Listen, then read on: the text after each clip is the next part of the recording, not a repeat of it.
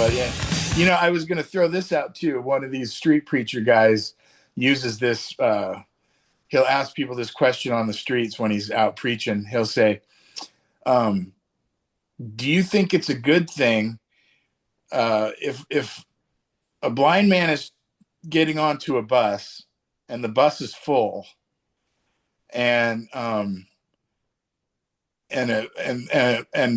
guy says, hey,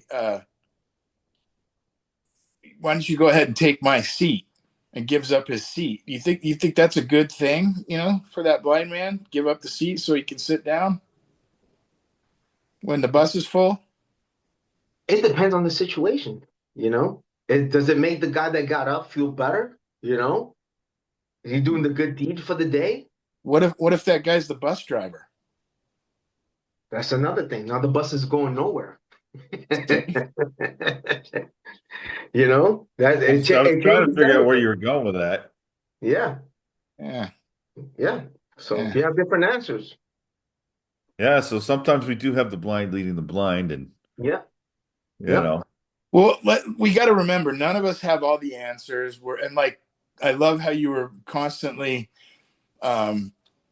explaining the fact that we got to keep. And it made me think, hey, look, you don't just sharpen a knife once and then it cuts everything for life. You got to take it back. And we always have to keep coming back to the drawing board. We're in a laboratory. Well, you mentioned that too. Sometimes you sharpen the knife so much that you got to get a new knife. Yeah. And it gets worn down from being sharpened so much.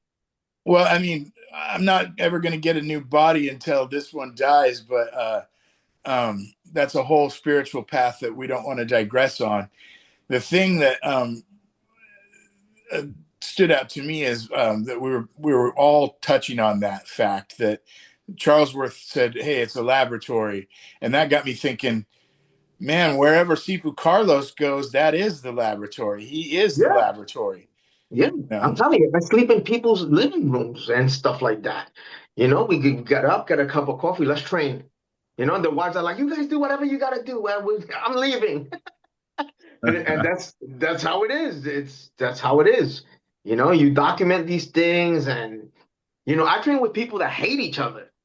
You know, and I'm like, hey, I don't do that. I'm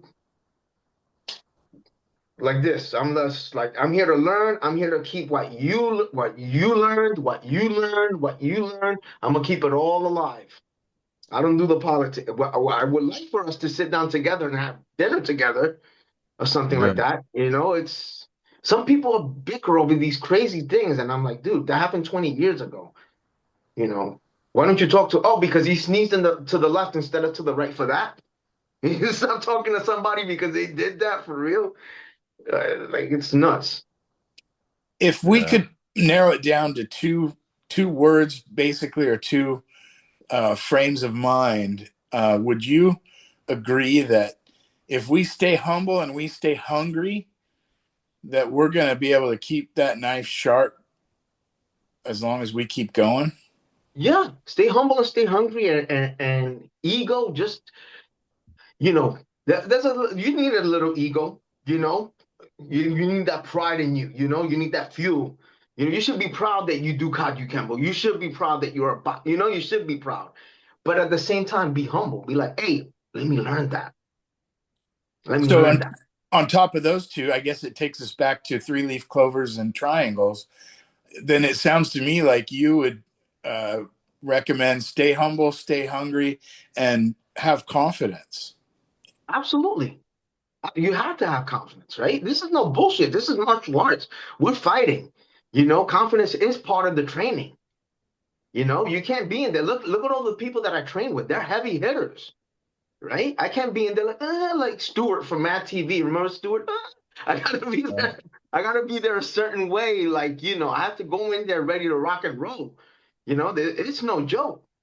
And don't you think also confidence spills over into be confident that it's going to pay off, even though you're getting smacked around and it feels uncomfortable because you're getting hit, or it's a lot of work and you're sweating your ass off and you got aches and pains and bumps and bruises. But you got to be confident that all your work is going to pay off, especially when you have to use what you've been training for, because nobody ever really wants to have to use their skills. Yeah. Yeah. But that's what we're all really training for, is the day that it's go time. That day. Yeah. That Yep. day. That special day. That Yep. special day. That special day. That magical day. Yeah. Yep. Yeah, and we hope it doesn't happen. We hope it doesn't happen with our family in front of us. You know, you don't want to keep your family in danger. You know, get them in harm's way. So yeah, you got to keep those tools sharp. Get in there, get trained, and humble. Stay humble and keep learning. Ask questions. Do what you got to do. Stay motivated. And again, you can't make people do things they don't want to do, right? I have this one guy, for example. He's been asking to train for the past 20 years. And I've always offered myself, dude, I'm available. I'm available. I'm available. And you see him do posts. He'll post something. Oh, I can't wait to get back to training. And like, dude, I've been offering you to come train with me for like the past 20 years. Wow. You know, so Wow. people do, people just talk sometimes, but like I'm telling you, I sleep in my dojo, right? I'll put one of the focus mitts down, and that's my pillow. I got a phone call. Hey, you want to train? Yep, let's go. And we're training. Do you think you could encapsulate your secret formula for success? Because I think you're one of the most driven, successful martial artists that I've seen on social media as far as time So management, commitment, and all that. What's your secret formula if you could pass it on? I everything I study is important to me. I don't want to see these things die, right? Because a lot of people say these things are important, but at the end, they're not doing anything about it. Okay, I'm just a guy that loves these things and I want to keep it alive, right? It's unfortunate that a lot of people talk, but they take no action, And little by little, these things are gonna fade away. And martial arts system styles have faded away because of the politics and the nonsense. I want everybody to unite, sit down at the same table, right? We preach God, right? And Kajukenbo, we pray before we start the damn training, right? Yeah. Like how are you gonna preach that and pray to the Lord and then be like, oh, I hate that guy? That makes no damn sense to me. All right. Amen. Let's Amen. get together, let's train, let's document things.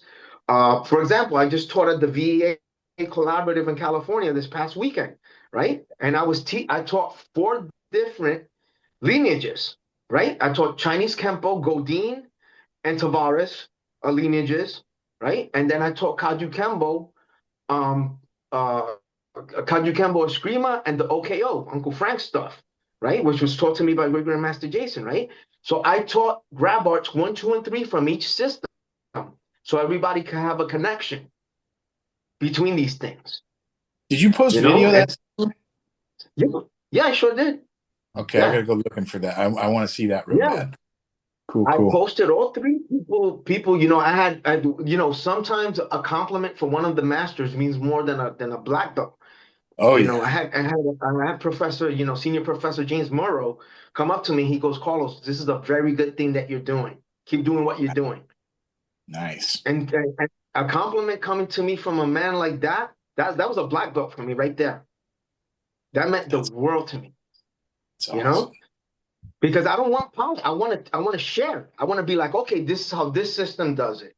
This is how this system does it. This is what this happened. And then I gave them a little history. All right, Great Grandmaster Jordan Parado, and Professor, Godin, and then Professor Tavares, and then Uncle Frank, Great Grandmaster Jason's the successor. And then Grandmaster David Duque is Professor David Tavares's cousin, and then all these guys are in the book, the black robe. So I'm Yeah. giving them a history with all this. They're like, what the hell? So I felt honored that I could do that, and I'm being entrusted with this. I think it's great too that you have so much honor and respect for the pioneers that have gone before that are no longer with us. Yeah. And I love them all. I love them. I love this so much. I just want to keep this alive. And people have questions they could ask me, and it's I want to tell a story. Want to be a little old man, one day still kicking ass like Master Roshi from Dragon Ball. Yeah. With my beard, and I'm sitting down telling stories, with a pipe or whatever. But that's it. I just want to keep this alive and say that I knew something. I knew something, and be able to compare, and they're all beautiful. No matter what lineage you do, learn it. Learn it. Learn this method, learn that method, learn them all. Mm. Man, you need Carlos Jr. so you can pass it all down to your I have son. my son. I have my son. He's off in college now.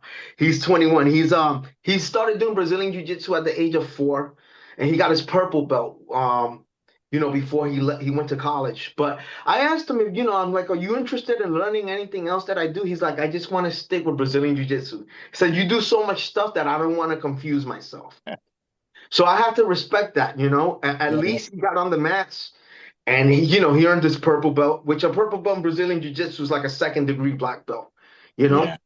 So I'm proud of him. He did his thing. So, but he told me that he's like, Daddy, you do so much stuff, I don't want to get confused. I said, no problem. I respect that. That's cool.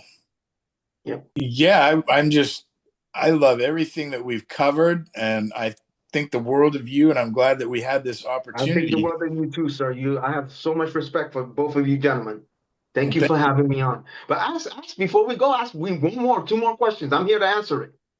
well, I mean, this is just a great opportunity because I've been watching you on social media for a long time, and I think, man, that guy's really got it together, and you're an inspiration to me, and I'm sure that you're an inspiration to a lot of other people.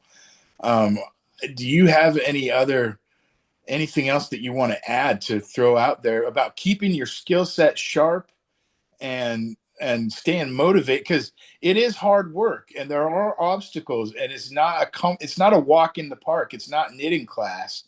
It's tough. And It's a painful lifestyle. It really is. When I went to train with Professor David Tavares in Hawaii, I have diabetes. So my legs got swollen. They got really swollen. And we were about to spar, and I was like, listen, I can't kick right now, but I could box. Right? So we boxed. I wasn't stopping. You're not stopping me. I'm not gonna say no to a fight. So we boxed. But my legs were I was in pain, but we're gonna box, and we boxed. But I'm not gonna stop. I'm never gonna stop. I'll find a way. I don't care if I miss. One time I was doing Brazilian Jiu-Jitsu and my arm got dislocated. Right, my teacher popped it back in, and we kept going. I don't care. I like pain. I like feeling pain. It motivates me, and it's not for everybody. This is a painful lifestyle. I do Filipino martial arts too. I've been whacked with a stick across the face. I've had bloody lips where I needed stitches. I'm like, just give me crazy glue. And I glue it. And I don't care. I just keep going. And I'm getting older. I'm 51. I'm not young. In my mind, I'm 21. I'm like, keep going, keep going, keep going. But the body's like, dude, what was healing in a week, 20 years ago is taking 3 months now. So it's, you pay for it. So for the older guys, you go to those appointments. yeah, Go yeah, to those Yeah. appointments, do the maintenance, take that rest. Rest is part of training. You have to rest. And yeah. so is reading, doing research. Hey, what happened to this? Read Grandmaster Mitch Powell's books. They're excellent. Those things are excellent. All right. Read The Black Robe from Professor David. Read those books. They are phenomenal. I was gonna say, yeah, Black Robe. Man, that book changed my life because I was already kind of heading down the trail of looking into the subject matter that Professor Tavares covers in that book, and also making the connection with that gentleman just changed my life. And I really encourage everyone to go out. If you don't own a copy of the Black Robe, you need a copy, especially if you're a Kajukenbo or Kenpo practitioner. It's Yeah, an that's like one of the Bibles of yeah, Kajukenbo. Yeah, it sure is. And we've been down some rabbit holes too about some of the conversations we've had as a result of some of the uh, conversations that we've had with several different people, whether that be talking about Mitch Powell's books, talking about Black Robe. Um, there are But some the interesting beautiful thing theories. about those books is that Grandmaster Mitch, and Professor David, they cross-reference. You see in Oh their yeah. books, they're like, oh, I got this from Professor Tavares, stuff. So they give a lot of respect to each other. Well, and Great grand, we yeah, should great because we're all grandmaster Jason family. had some information on there also. Um, it's beautiful. That's the way it should be. We should share that Yes, information. We yes, Yep. should. because Oh yeah. it's our family that we're, like you said, we're trying to keep it alive. Oh yeah. Yep. Yeah. And for a martial arts system, Kajukenbo, that has its own prayer, right? Uncle Frank wrote this thing. We should be more brotherly towards each other. Oh my We gosh, yeah. should. Oh yeah. We should. I mean, I didn't get that's the just what I bullshit see, answer guys. about brothers fight too. Oh yeah, yeah, yeah. You Sometimes they know. kill each other. They did in the Bible. Yeah. But What were you saying? What were you saying? Because the lag sometimes gets us, but Carlos was saying something. What were you saying? no, we should, brothers do fight, but then brothers make up, you know, and Yeah. it's and that's what we do. We brawl. We're martial artists. We brawl. We're supposed to brawl, right? But we learn from each other. Let's come in, guys. Let's come here. Let's train. Let's do that stuff. But there's so much beautiful information that we could teach, each other and just cross train and learn. Oh, that's how you do it in this lineage. Well, this is how we do it in this lineage, and learn and just learn. And don't you think, even though nobody can agree 100% of the time and arguments happen and whatever, don't you think that the bonds that you've made, the brotherly bonds and the sisterly bonds that you've made with your family members in Kajukenbo and other martial arts are some of the strongest that you can have in your life? Absolutely. I love them. I love them. I love them. I love everybody. I love them. It's such a wonderful feeling. I just love it. I love it. I love when I go to a school and they're like, oh, Carlos, you here? Can you teach at my school? It's the most beautiful feeling on the planet. I love it. I just love it. I And that's would a go to, good yeah, I feeling. would go to gatherings and things and just never want to leave, you know. Yeah. Yeah. Just you get in the room with these people and you just never want it to stop. You never want it to finish. You never want it to be over. Yes, sir. Yes, Yeah. sir. Yes, sir. And and the wonderful thing about Kaju Kembo and stuff like that is um the grandmasters are approachable, right? I tell people, if you go do a traditional martial art like Shotokan, you have to go through a process to talk to the grandmaster. Hmm. You have to ask this person, you have to ask that person. Maybe on the last day with somebody watching over your head, you get 5 minutes to talk to this person, you know? That's really good you brought that up, sir, because um man, that I didn't even stop to think about that, but that's a really good thing to bring up. Yeah. I talk to all these guys, I talk to all these grandmasters all the time. I'm like a son to them. They're like, oh, hey, Carlos, what's up? Da, da, da, da, da, what's up? This and that. And it makes you feel good because it makes them human. I think that's the aloha spirit right I there. love it. I love it. I sit with all of them. I was me in Hawaii with Professor David Tavares, with Great Grandmaster Jason Groff when I went over there. We're hanging out in the car, laughing, bullshitting, getting food. It's the greatest feeling on the planet. I'm with Grandmaster David Duque. We're talking. We're starting with it's. I love it because these people kick ass and then they get down with you at a human level. They treat you like And family. I think that's something really unique to Kajukenbo. I see it in Filipino and Indonesian martial arts quite a yeah, bit too. absolutely. You know, I agree 1,000,000%. It's a different culture. You don't have to ask 10,000 people, to have a meeting with this grandmaster for 5 minutes. And then you got to stay there and bow. And you feel like you could feel that there's so much tension that you could cut it with a knife in the air. It's great. It's great that you could ask these questions. Hmm. yeah. It's Very good. cool. It's good. Oh, yeah. I love it. This is good. This is good. This interview has been great, and we've covered a lot of ground. I uh, I know there's more stuff we could talk about. I would probably have to make another outline to cover stuff, but You can ask whatever you want. I can talk to you about Shotokan, Yeah. Kyokushin, Shishiru, Nindo-Ru. I can talk to you about Wing Chun, sambo, whatever. It doesn't, whatever. It's my life. I just train. Again, I'm not a master in anything. Some people are like, oh, master. I'm not a Yeah. master. People don't know this. I have a seventh degree black belt in Hapkido, right? Nice. It's the, Nice. it's the only it's the only Korean art that I do, right? And I Huh. decided to do it many years ago. I started in 2005 with Grandmaster Paul Holly, um, and I've been with him since that time. And he teaches. He took out a lot of the Korean terminology, so it's basically in English, and people hate that. Hmm. Because Huh. basically it's in English, and that's the system. That's the only Korean system that I know in Aikido, but it matches with what I love, which is Aikido is grappling, right? It's Korean Jiu-Jitsu. Huh. Yeah, I actually think Hapkido and Hwarangdo are just awesome Korean martial arts and more complete than just your average Taekwondo by far. Yeah, but I want to, but that's the person that I am. I see things and I'm like, you know what? I don't have a black belt in a Korean art. I'm gonna do a Korean art. And that's what I decided to do. I went and did Hapkido because it made sense to me, you know? And then I wanted a black belt in Kyokushin. And I went and got my black belt in Kyokushin. I did it.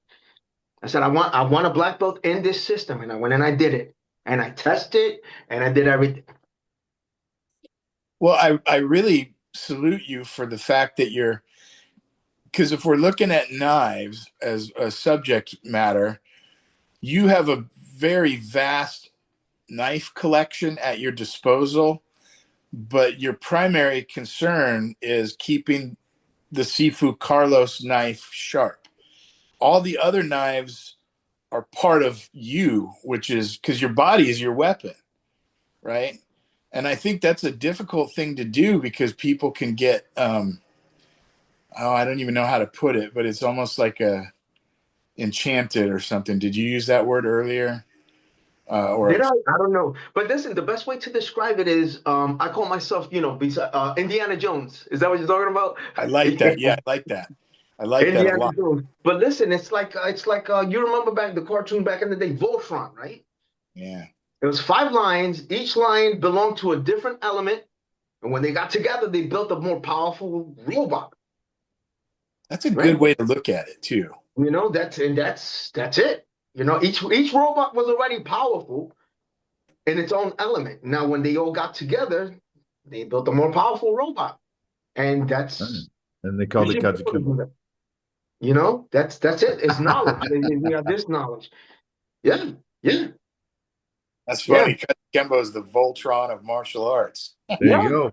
Yeah. yeah. And Yeah, maybe that's why I you know like what? You're right. Kajukenbo Yeah. so much when, I mean, I started off with Kajukenbo. I got lucky. And to be honest with you, um, yeah, as I went through my Navy career and had such a hard time finding on Kajukenbo people because, Kajukenbo people didn't have schools. There's some too much garage Kimbo and everything else, and finding it commercially was very difficult to do. Um, but it was very tough for me to go, well, there's a Taekwondo school, there's a judo school, and I didn't want to do that. I wanted to finish my Kajukenbo, and so it took me, several years to do that, and So that's a good point because yeah, I'm glad you brought that up because that's one of the things I'm trying to do. I'm trying to make Kajukenbo and Chinese Kenpo and all that more more known on the yeah, East Coast because it's not like California and never mind yeah. Hawaii. You can't really find Kajukenbo in Hawaii either. Oh yeah, California. well, even in California, like, well, at least in early '90s, was very tough to find. I mean, if you looked at the phone book, I think I found two people that said something about Kajukenbo in their phone book ad, but then when you called, they never answered the phone. See? And then I'd look at the address and I'd go drive by there, and there's no school there anymore. And same thing with the Kajukenbo Cafe. It's got a listing for schools. But They're how not many active. schools have come and gone? You They're not know, active. Yeah. you Yeah. know, or how many Yep. just don't answer your phone calls? Yeah. Yeah, but it's not. The thing is, it's not. There was an interview. I forgot. I think it was my buddy Angelo. He had an interview with Kajukenbo on the East Coast, and one gentleman said that he's from Long Island. He has Kajukenbo. I've been researching, and he does have a program, but it's not a storefront. You know what I'm saying? You're not gonna bring money in Yeah. with a storefront that says Kajukenbo on it. All right, it has to be like, for example, me when I teach Brazilian Jiu Jitsu at my school, right? It's a Gracie Barra school, but then I offer it. You know, hey, I teach this over here. If you like to learn it, it's here. But if I put a big sign out, people won't come. That's just the way things are now. Oh yeah. Well, even nowadays you see, a lot of schools that says Kaji Kim. It doesn't say Kaji Kimbo, it says karate or to say Yeah, kung fu.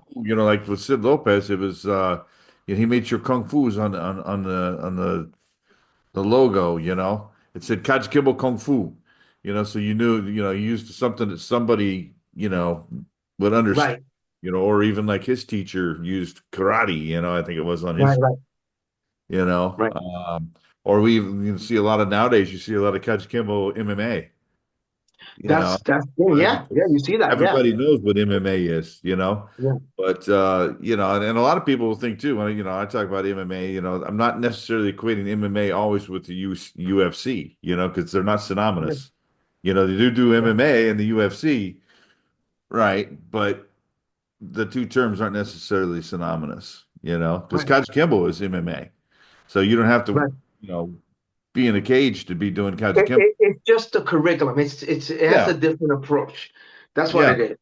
And I think That's when we what it is. first started Kajukenbo, I mean, I even heard stories of Sijo telling people that we're not a sport martial art, because people were like, "Hey, can I, bring my guys to a tournament?" And he's like, "No."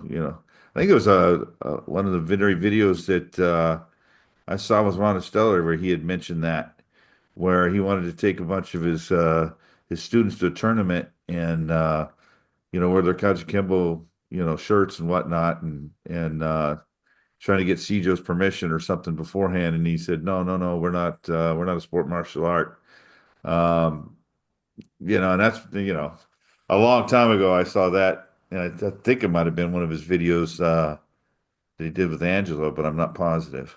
Yeah, Angelo has Yeah, phenomenal interviews also. Yeah, yeah, between you gentlemen and everybody, yeah. Just I tell people, I give my students homework. Like watch this episode, watch that episode. There's so much like great technology, so much oh yeah, information out there. Watch an yeah. episode, you're gonna learn so much. Oh yeah, there's a lot of good information available out Yeah, there. I appreciate absolutely. all the people that are watching this interview as well. So I mean it's and sometimes it's difficult to talk about some of these things because a lot of people think that you're talking trash about one thing or another. Whether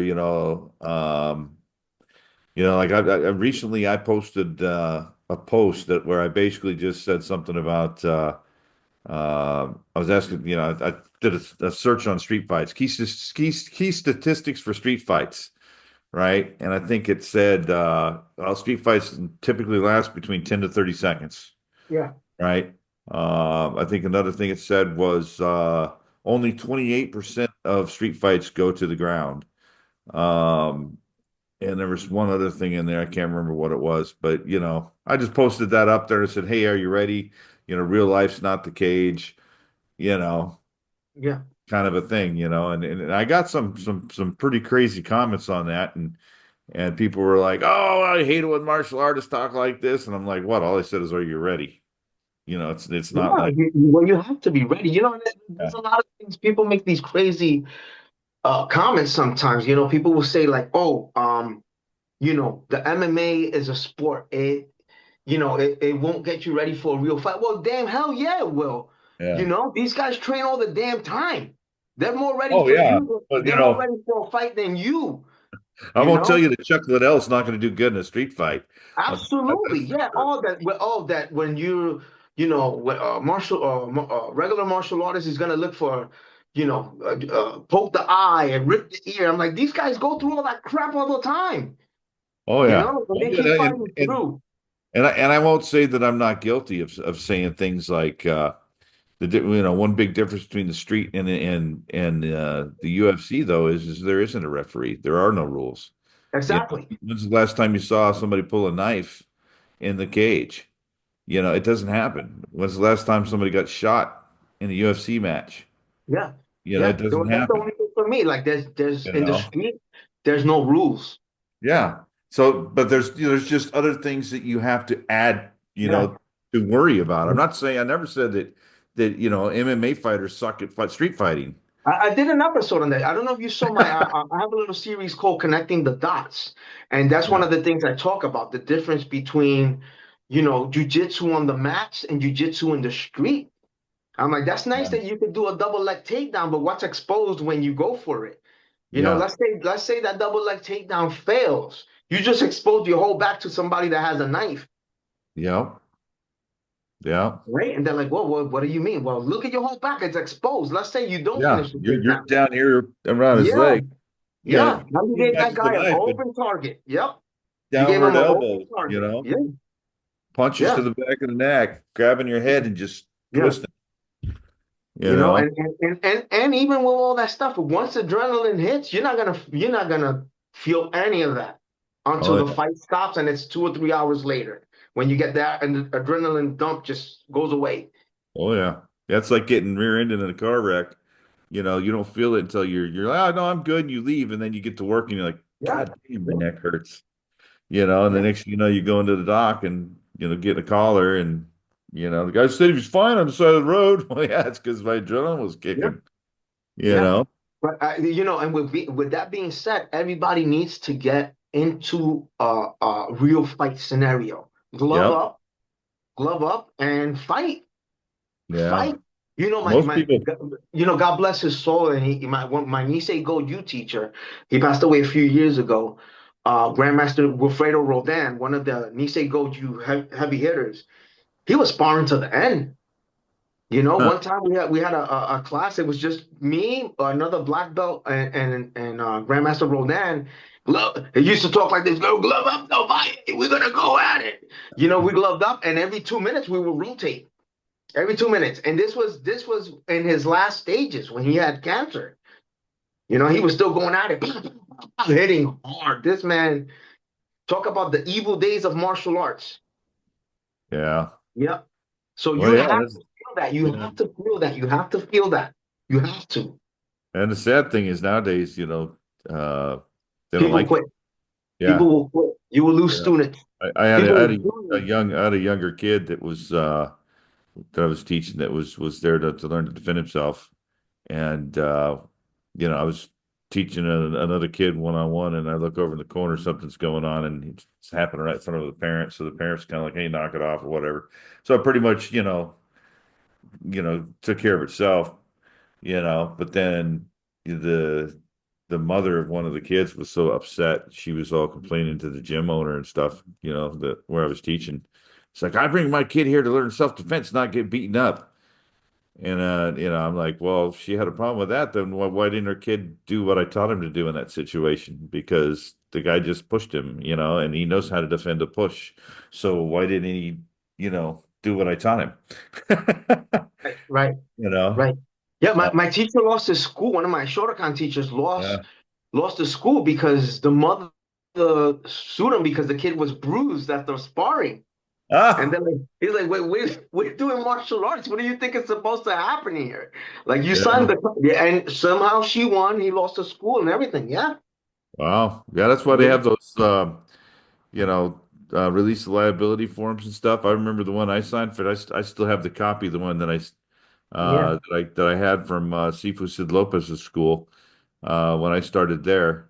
I don't think it's the actual form that my dad signed, but it's a copy of it. For some reason I grabbed it and put it in my notebook, and so I Mm. have an extra copy of it. And it's funny because it says something to the effect of release of all damages, up to and including death. Yeah. And that doesn't even matter because my teacher had that. Yeah. And she still won. This woman still won. I don't Oh, yeah. understand. Yeah, it's amazing because I mean, Yeah. people think you're going to go to a martial arts school and you're not going to get punched in the face. Well, I explain to all my students when we start, when we do jujitsu, guys, we're learning how to fight. This is not ballet. Yeah. We're not learning how to, and no, not putting down the ballet people. Those people, when you seen their feet, they're no Oh yeah. joke. Those people, they train like crazy, but, we're learning how to fight. You're gonna Yeah, get but they're not bruised. trying to kick you. Yeah, yeah, you gotta go at it. We're learning how to fight. You're like two Yeah. roosters, two pit bulls going at it. Oh yeah. I mean, if there ain't, people getting hurt, that's during your classes, I mean, I mean, don't want to go back to the old school days. It's not finished till there's blood on the floor, but Yeah, yeah, yeah, yeah. you know, Yeah, and I uh, have kids that are so tough. They'll lose a tooth in the middle of your match. yeah, There's blood all over. And like, you okay? Yes, professor, I'm okay. You ready to go? Yeah, yeah, let's go. And they keep going. And I'm so proud. I give them a stripe. yeah. I'm like, yeah, you earned that. Yep, yep, yep. In fact, unfortunately, I know what it feels like when you break somebody's ribs when you're barefoot. That feeling of having somebody's rib cage go around your foot. Yeah, yeah. That is so foreign and so unreal. But I mean, poor guy that was receiving that, I'm sure that he didn't feel good about it, but his rib shots are pretty bad. But No joke. yeah, but it's good to learn how to take a hit. It's good to learn how to take a punch, I mean, because you're gonna take a couple regardless, probably before you even realize you're being attacked. Absolutely. Um, you Even with know, Filipino martial arts, you those sticks are no joke. oh man. You Yeah, get hit yeah, I with know one they of those hurt. things, man. I've had my fingers broken. I'm telling you, I had my lip broken. I had I glued it. I didn't have time to go to the hospital, but Yeah. you know, it's no joke. These things are powerful. It's painful. It's a painful lifestyle. Heck You, yeah, they hurt, you know. you really did that. You put super glue on your lip. Oh yeah, I don't have time for it. But listen, That's I a work at military the thing. hospital. I don't want to wait. I just put it together, glued it, and I'm fine. Let's go. That's a military thing work, man. We do that shit all the time, man. I don't You're have floating time. around in berthing It compartments, works. shit on the ship, and you freaking It hurt totally yourself. works. You're not going Yeah. to medical and explain to the doc how you got this cut on your face. You just grab some super glue. I'm telling you, it works really well as long as you don't glue your fingers together while you're doing it. Yeah, go down Um, there like this, doc. I got a problem. yeah, yeah. I mean, it works. Pure craziness. I love it. I love it. I wouldn't change this lifestyle for anything. Listen, I don't drink. Yeah, I don't drink alcohol. I don't do drugs. People think I do because I'm crazy, but I don't. I just train. yeah, Yeah, that's it. Just yeah. train. Martial arts is your drug. That's my drug. Yeah. So. That's my drug. Yep. Yeah, so it's a good thing. It's there's a lot worse things you can get addicted to, but some of us understand that. I used to train, 3 hours a day at least when I was a kid. Obviously lately I haven't been doing that as much, but I need to. Uh, Well, I think I really have this on my heart though, is that because we're all going to age and the body doesn't get better with age. And one thing that came up over and over is that we got to take care of the knife. I mean, you got to yeah, keep it sharp, but you have to take care of it too. Like Sifu Carlos is saying, go to the doctor, take care of your health because yeah, you Absolutely. can't train if you Absolutely. don't have that. yep, yep, Absolutely. And as you get older, it doesn't mean like I'm bananas. I train with the young kids. Go softer. You don't have to go balls to the wall when you train as you get older. Just show up. Go do a sparring match at 50%. You don't have to kill each other, but you're there. You went. yeah. It's in your system. You went, you did something. Yeah. Okay. The octagon has gold or yellow, and we were taught it's the treasures of the world, but that you have to treasure your health because if you don't have your health, you can't enjoy any of the other stuff. Yeah. Yeah. And that's one really great thing is I always trained for self-protection, but you can't ignore the health benefits because they're so it's so prevalent. It's like you can get in the best shape of anyone's life in martial arts. It's a really great way to get in shape and stay in shape, but it's the only thing that you can do besides, like, boxing, which is anything that you're doing that is involving fighting, the wrestling, boxing, judo, all that to me is a martial art.